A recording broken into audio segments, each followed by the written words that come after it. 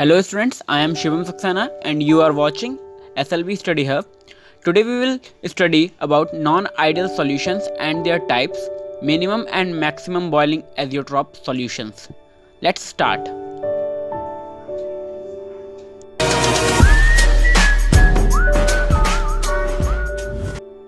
In our last video, we have studied about ideal and non-ideal solutions. Let's see once again. Ideal solutions are those solutions which obeys Raoult's law for entire range of concentration. मतलब ideal solution वो होते हैं जो Raoult's law को ओबे करते हैं पूरी कंसंट्रेशन की रेंज पे. मतलब आप कंसंट्रेशन कितना भी बढ़ाए घटाएं वो राउल्ट लॉ फॉलो करेंगे. क्लियर है. नेक्स्ट है characteristics of ideal solution. Characteristics क्या होते हैं आइडियल सॉल्यूशन के, आइए देख लेते हैं. The first one is they obey Raoult law, पहले बता चुके हैं, they obey Raoult law. Second one is the heat change in making solution is zero. Heat change zero है, ना तो ऐड होती है हीट ना उससे बाहर निकलती है. क्लियर है. Third one is volume change in making solution is zero. Volume change क्या है, जीरो है. मतलब अगर हम 20 ml ए लें और 20 ml बी लें तो जब दोनों को मिक्स करें तो जो सॉल्यूशन बने वो 40 ml ही बने. वो मिलने के बाद 39 ना बने या फिर 42 या 43 ना बने. मतलब ना तो बढ़ जाए वॉल्यूम ना घट जाए वॉल्यूम, जितना वॉल्यूम पहले था उतना ही रहे. तो वॉल्यूम चेंज क्या रहेगा, जीरो रहेगा. तो ये तीन कैरेक्टरिस्टिक्स हैं आइडियल सॉल्यूशंस के. अब एग्जांपल्स की बात करें. Ideal solutions are nearly rare but some solution show ideal behaviour at very dilute concentration. Ideal solutions लगभग रेयर हैं, बहुत कम मिलते हैं, बट कुछ सॉल्यूशन ऐसे हैं जो आइडियल बिहेवियर शो करते हैं डाइल्यूट कंसंट्रेशन पर, बहुत ही ज़्यादा डाइल्यूट कंसंट्रेशन पर. एग्जाम्पल के लिए है बेंजीन टोलुइन का सॉल्यूशन, ब्रोमोइथिन आइडोइथिन का solution, n hexane n heptane का सॉल्यूशन और क्लोरोबेंजीन एंड ब्रोमोबेंजीन का सॉल्यूशन. मतलब ये जो सॉल्यूशंस हैं ये आइडियल बिहेवियर शो करते हैं बहुत डाइल्यूट कंसंट्रेशन पर. Non-ideal solutions are those which do not obey Raoult's law for entire range of concentration. मतलब जो सॉल्यूशन राउल्ट्स लॉ को बिल्कुल भी फॉलो नहीं करते हैं, किसी भी कंसंट्रेशन पे आप रख लीजिए तो वो नॉन आइडियल सॉल्यूशन है. Let's see their characteristics. Characteristics of ideal solutions are, first one, they do not obey Raoult law. I already told you. Second one is heat change in making solution is not zero. मतलब जब हम solution बनाएंगे या तो वो endothermic process होगा या फिर वो एक्सोथर्मिक प्रोसेस होगा, या तो हीट उसमें जाएगी या हीट निकलेगी. हीट चेंज जीरो नहीं होगा. Third one is volume change in making solution is not zero. मतलब अगर हम सॉल्यूशन बनाएंगे ए और बी को ऐड करेंगे तो जो वॉल्यूम चेंज होगा वो जीरो नहीं होगा. मतलब अगर हमने 20 ml ए और 20 ml बी मिलाया है तो वो सॉल्यूशन 40 ml का नहीं बनेगा, या तो वो बढ़ जाएगा या घट जाएगा मिलाने के बाद, या तो वो 39 हो जाएगा या फिर वो 42 हो जाएगा, लेकिन 40 ml नहीं बनेगा. मतलब चेंज जीरो नहीं होगा. Let's see now what are the types of non ideal solutions. Non ideal solution वो होते हैं जो राउल्ट लॉ फॉलो करते हैं. तो यहाँ पे दो केस बनेंगे. First one is non ideal solution showing positive deviation from Raoult's law and second one is non ideal solutions showing negative deviation from Raoult law. मतलब नॉन आइडियल सॉल्यूशन दो type के होते हैं, या तो वो जो पॉजिटिव डिविएशन शो करते हैं या फिर वो जो नेगेटिव डिविएशन शो करते हैं. आइए देखते हैं वाया ग्राफ. यहाँ पे हमारे पास तीन ग्राफ हैं. इन तीन ग्राफ में पहला ग्राफ शो कर रहा है आइडियल सॉल्यूशन, यानी जिसका टोटल प्रेशर पी ए और पी बी यानी partial pressure of A and partial pressure of B दोनों का ऐड करके आ रहा है. क्लियर है. जब हम दूसरा ग्राफ देखते हैं यानी जो पॉजिटिव डिविएशन वाला ग्राफ है, उसमें जो राउल्ट्स लॉ के थ्रू प्रेशर दिखा रहा जा रहा है, प्रेशर वाली जो लाइन है उससे हमारा ग्राफ डिफ्लेक्ट हो रहा है पॉजिटिव डायरेक्शन में यानी ऊपर की तरफ. मतलब जिस सॉल्यूशन का वेपर प्रेशर राउल्ट्स लॉ के वेपर प्रेशर से ज़्यादा आता हो या पॉजिटिव डायरेक्शन में आता हो तो वो positive deviation from Raoult law वाले नॉन आइडियल सॉल्यूशंस होंगे. इसी के जस्ट अपोजिट नेगेटिव डिविएशन वाला ग्राफ देखेंगे तो राउल्ट्स लॉ का जो प्रेशर आता है उससे जिन सॉल्यूशंस का वेपर प्रेशर कम आता है यानी नेगेटिव डायरेक्शन में आ रहा है तो non ideal solutions showing negative deviation from Raoult law कहलाएंगे. क्लियर है. थोड़ा डिटेल में देख लेते हैं non ideal solutions showing positive deviation from Raoult law. Let a solution formed of A and B एक सॉल्यूशन है जिसमें एक ए है एक बी है, यानी सॉल्यूट और सॉल्वेंट की बात कर रहे हैं हम। If the force of interaction between A B particles are weaker than the force of interaction between A particle and B particle, then the particles will not be held by each other and try to escape out of solution, leading to creation of more vapor, and more vapor means more vapor pressure. Clear है? इसको और अच्छे से समझाते हैं। इसको समझाया जाए तो अगर A और B का सॉल्यूशन बनाते हैं हम, A एक कंपोनेंट है, B दूसरा कंपोनेंट है। अगर हम देखें यहाँ पे 3 बॉक्स मैंने बना दिए, एक सॉल्यूशन है, एक प्योर A है, एक प्योर B है। यानी प्योर A में अगर ए के मॉलिक्यूल्स का बीच में जो फोर्स है उसे हम FAA से डिनोट कर रहे हैं। बी के बीच में जो फोर्स ऑफ अट्रैक्शन है उसे हम FBB से डिनोट कर रहे हैं। और जब सॉल्यूशन बन जाता है तो उसमें ए भी है और बी भी है, यानी ए और बी दोनों मॉलिक्यूल्स हैं, तो उन दोनों मॉलिक्यूल के बीच का जो फोर्स है उसे FAB से डिनोट किया है हमने।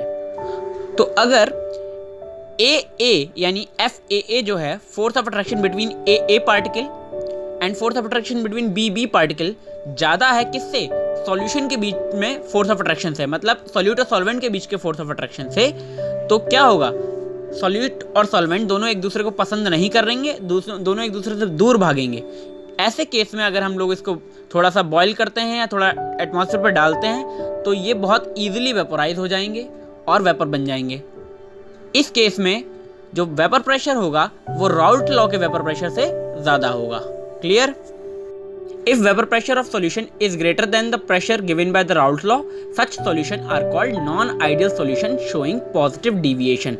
For example, positive deviation show करने वाले एग्जाम्पल हमारे पास हैं, जैसे कि solution of ethyl alcohol and cyclohexane, जिसमें ethyl alcohol और cyclohexane का एग्जाम्पल है। दूसरा है कार्बन टेट्राक्लोराइड और क्लोरोफॉर्म का एग्जाम्पल। क्लियर है? अब हम बात करेंगे non ideal solutions showing negative deviation from Raoult's law की। Let solution form of A and B, हम कह रहे हैं कि सॉल्यूशन सॉल्यूट और सॉल्वेंट से बना हुआ है। सॉल्यूट हमारा A है, सॉल्वेंट B है।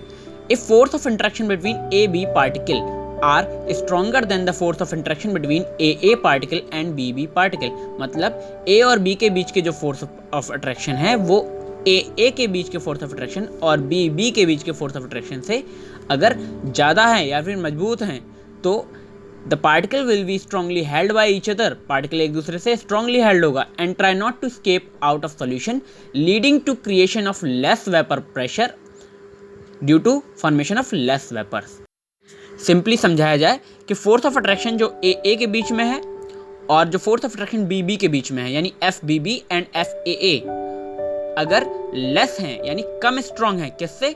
Force of attraction between A and B, यानी सॉल्यूट और सॉल्वेंट के बीच के जो फोर्स ऑफ अट्रैक्शन है उससे, तो जो सॉल्यूशन बनेगा वो स्ट्रांगली हेल्ड होगा, एक दूसरे को पसंद कर रहे हैं, वो एक दूसरे से के पास रहेंगे, यानी कौन? सॉल्यूट और सॉल्वेंट एक दूसरे के पास रहेंगे, वो जल्दी वेपराइज नहीं होंगे। जल्दी वेपराइज नहीं होंगे तो कम वेपर बनेगा, और कम वेपर बनेगा मतलब कम वेपर प्रेशर होगा। क्लियर है? अगर यही वेपर प्रेशर राउल्ट्स लॉ से कम है तो it means they are showing negative deviation. Clear है? If vapour pressure of solution is lesser than the pressure given by the Raoult's law, such solutions are called non ideal solutions showing negative deviation. Clear है? Example के लिए acetone and chloroform, and second one is chloroform and diethyl ether का solution. Next हमारा important topic है azeotropes. Azeotropes basically क्या होते हैं? A solution which boil at constant temperature and their components cannot be separated by distillation are called azeotrophs or azeotropic mixtures or constant boiling mixtures। इसका मतलब यह है कि जो सॉल्यूशन एक कांस्टेंट टेम्परेचर पर बॉयल हो, मतलब पूरा सॉल्यूशन एक साथ बॉयल हो रहा हो, और जिसके कंपोनेंट यानी ए और बी को डिस्टिलेशन से सेपरेट ना किया जा सके, वो एजियोट्रॉप या एजियोट्रॉपिक मिक्सचर या फिर कांस्टेंट बॉइलिंग मिक्सचर कहलाता है। इसको समझाएं तो पहले समझना होगा डिस्टिलेशन क्या होता है। डिस्टिलेशन एक प्रोसेस है जिसमें अगर हमारे पास ए और बी का मिक्सचर है, लेट मान लेते हैं ए का बॉइलिंग पॉइंट है 70 डिग्री सेल्सियस और बी का बॉइलिंग पॉइंट है 100 डिग्री सेल्सियस, तो हम क्या करेंगे? अगर हम ए का बॉइलिंग पॉइंट 70 दे रखा है, बी का 100 दे रखा है, उस सॉल्यूशन को अगर हम बॉईल करें 70 डिग्री सेल्सियस पे तो होगा क्या? 70 डिग्री पे जो हमारा ए है वो तो बॉयल हो जाएगा, बी का बॉइलिंग पॉइंट 100 डिग्री है, वो बॉयल नहीं होगा। इस केस में जो बॉयल हो जाएगा वो वेपर बन के दूसरी जगह सेपरेट हो जाएगा और जो बॉयल नहीं होगा वो वहीं पे रह जाएगा। क्लियर है? तो ये होता है डिस्टिलेशन का प्रोसेस। जो एजियोट्रॉप होते हैं वो एक कांस्टेंट टेम्परेचर पे बॉयल होते हैं, मतलब उसमें जो ए और बी हैं वो दोनों सेम टेम्परेचर पे बॉयल होंगे। उसमें ये नहीं होगा कि एक का अगर बॉइलिंग पॉइंट ज़्यादा बी का बॉइलिंग पॉइंट कम है तो एक बॉयल हो रहा है दूसरा बॉयल नहीं हो रहा। इसमें दोनों एक साथ बॉयल होते हैं। Such solutions are called azeotropes. Clear है? इसके आगे एग्जाम्पल बताते हैं एजियोट्रॉप्स के टाइप्स के साथ। एजियोट्रॉप के टाइप की अगर हम बात करें तो एजियोट्रॉप के 2 टाइप होते हैं। पहला होता है मिनिमम बॉइलिंग एजियोट्रॉप और दूसरा होता है maximum boiling azeotropes. Let's see. देखिए मैक्सिमम और मिनिमम बॉइलिंग एजियोट्रॉप कब बनते हैं ये हम देखते हैं इस ग्राफ से। ये जो ग्राफ आपके सामने मैंने रखा है इसमें जो बीच वाली सीधी लाइन जा रही है वो राउल्ट्स लॉ की है, मतलब वो सॉल्यूशन जो राउल्ट लॉ फॉलो करते हैं यानी आइडियल सॉल्यूशंस की। उसके ऊपर वाली लाइन आपको पॉजिटिव डिविएशन वाले सॉल्यूशन दिखा रही है और नीचे वाली लाइन नेगेटिव डिविएशन वाले सॉल्यूशन दिखा रही है। इस लाइन को अगर ध्यान से देखें पहले पॉजिटिव डिविएशन वाली लाइन को, तो पहले लाइन इंक्रीज होती है फिर वो सडनली डिक्रीज होती है और वो गिरती है। तो जिस पॉइंट पे स्लोप 0 है यानी जहाँ पे वो स्थिर हो रही है ऊपर जहाँ पॉइंट बना हुआ लिखा हुआ है पॉजिटिव एजियोट्रॉप, जिस पे उसका स्लोप 0 होता है यानी स्ट्रेट होती है जिस पॉइंट पे, वो होती है कंडीशन पॉजिटिव एजियोट्रॉप बनने की। और इसके जस्ट अपोजिट नेगेटिव वाली लाइन देखें, नेगेटिव डिविएशन वाली लाइन नीचे की तरफ देखें तो इसमें जहाँ पे स्लोप 0 हो रहा है वो पॉइंट है नेगेटिव एजियोट्रॉप का। क्लियर है? तब एजियोट्रॉप 2 टाइप के होते हैं, मिनिमम बॉइलिंग एजियोट्रॉप और मैक्सिमम बॉइलिंग एजियोट्रॉप। अब इसमें हम बात करते हैं पहले मिनिमम बॉइलिंग एजियोट्रॉप्स की। मतलब azeotropic mixture formed by the solution showing positive deviation from ideal behaviour forms minimum boiling azeotrope. मतलब जो सॉल्यूशन पॉजिटिव डिविएशन पे एजियोट्रॉपिक बिहेवियर शो करते हैं यानी पॉजिटिव एजियोट्रॉप जो बनते हैं वही मिनिमम बॉइलिंग एजियोट्रॉप कहलाते हैं।